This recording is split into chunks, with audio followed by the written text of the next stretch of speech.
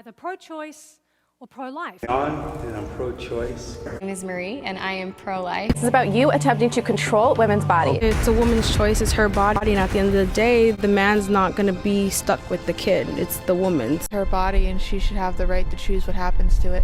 Nobody likes abortion. She has rights over this, especially if she doesn't like the guy that got her pregnant. Abortion. It's a huge topic and a lifesaver to many, but in all honesty, how does it make you feel? One of the leading causes to use abortion is teen pregnancy. In our society, the rates of teen pregnancy are rising astonishingly. In 2017, a total of 194,377 babies were born to women aged 15 to 19, the birth rate being 18.8 per 1,000 women in this age group. It's scary to think how fast your life can change when you become a mother at the age of 15. Your childhood is taken from you, all your days having fun as a teen, your education, family, and friends. Everything is taken from you.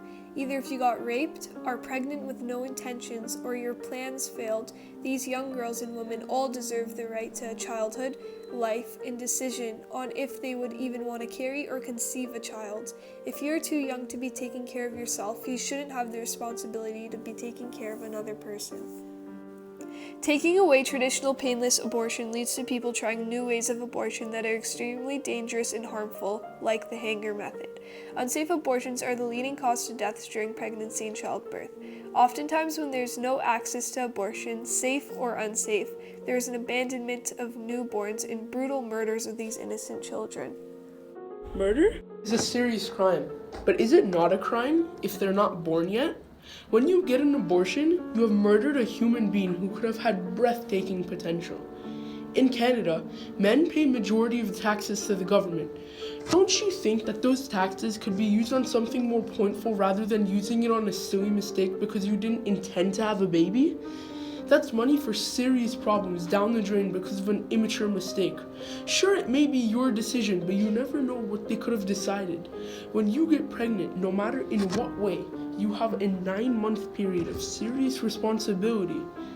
You have to nurture the baby because when you as a woman get pregnant have basically registered for this task/responsibility. A human developing inside of your own body may be stressful, but if you don't like having them, you never should have had them. Abortion is not an excuse for having an accident.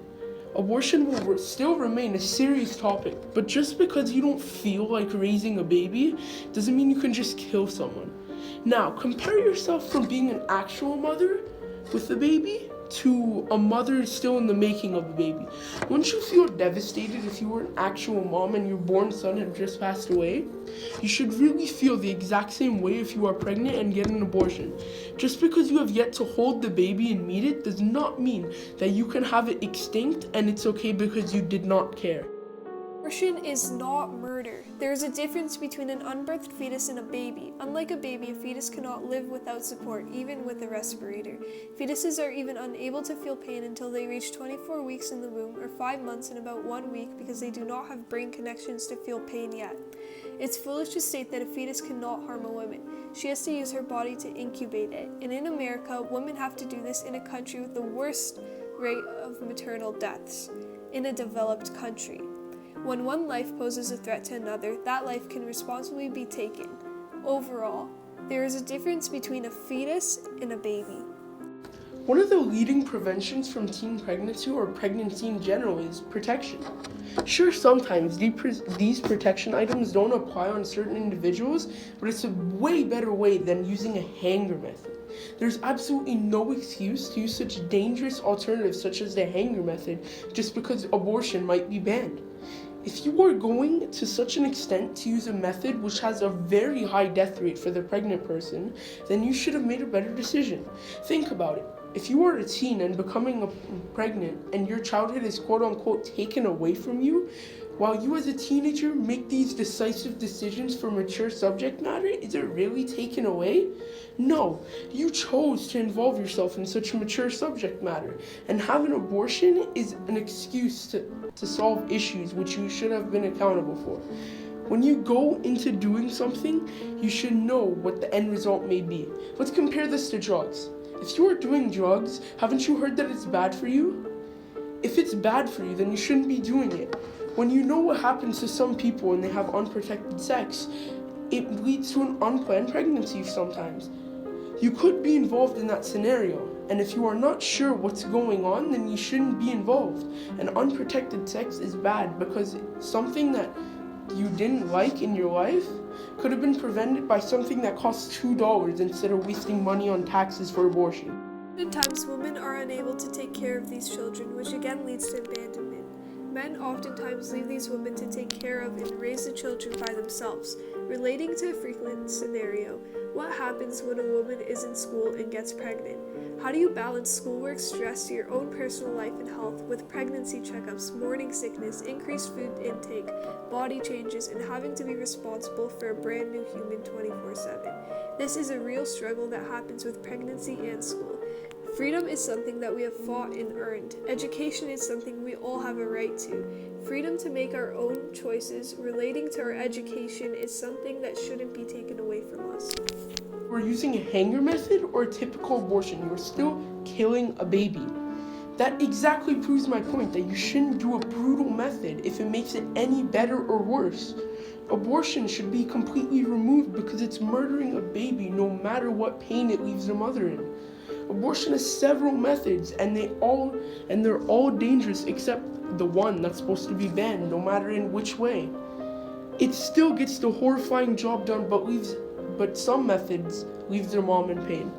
No person should have to come to a point where they murder a fetus just simply because you don't have the dedication as a mother. And if you get raped, then you should still not kill a human. There is a greater number of men in this world than there are women. Along with this, more men are employed or have some source of income to pay taxes. It could be possible that more men pay for taxes than women, but the difference between the two genders isn't high. Taxes are taxes. Almost everyone pays them. 13% of Canadians think that paying for abortion should be an individual's responsibility. Only 13%. While just over half of Canadians, 54%, think abortion should be financed through taxes in case of medical emergencies, like a threat to the mother's life or in case of rape or incest. Taxes are just how our country works. I'm sure there's many families and women, as well as men, who are happy with these taxes due to personal experiences with abortion. I personally think that abortion should be illegal because of the harm it will cause. It causes the baby to be dead and in specific methods, the mother in pain. Abortion isn't an excuse to get you out of some sticky situations. If you have an accident, you must deal with the consequences and raise a baby.